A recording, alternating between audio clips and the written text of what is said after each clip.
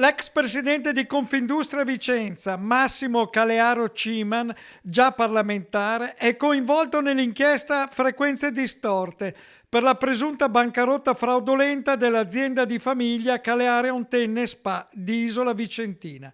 La Guardia di Finanza ha eseguito sequestri per oltre 4 milioni di euro ed ha sigillato anche la villa con piscina del notissimo imprenditore settantenne sui Colli Iberici ad Arcugnano, valutata 2,6 milioni. Coinvolti, oltre a Calearo, 3 amministratori della società per azioni del settore automotive in liquidazione giudiziale da gennaio 2025.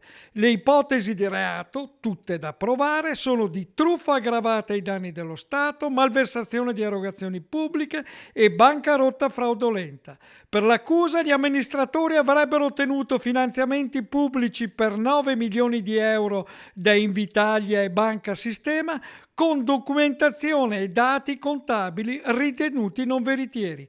La finanza contesta anche trasferimenti per 3,8 milioni di euro verso società estere e la vendita di immobili all'estero per 2,8 milioni, soldi che per l'accusa non sarebbero mai stati versati nelle casse delle società. Abbiamo raggiunto al telefono Calearo Ciman, che è stato anche presidente di Federmeccanica, il quale nega con forza gli addebiti. Noi abbiamo sempre operato nel massimo interesse dell'azienda, sempre.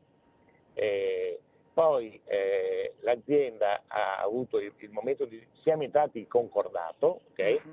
E i problemi, al di là di quello che adesso dice il provvedimento che è legato al passato, ma è tutto dimostrabile che è stato gestito in maniera onesta, trasparente e si può smontare tutto e faremo ricorso di tutto. L'azienda si poteva tranquillamente salvare e continuare, solo che siamo andati a finire nelle mani di un professionista che ha gestito in maniera pessima tutta la vicenda fino a che ha portato l'azienda alla chiusura.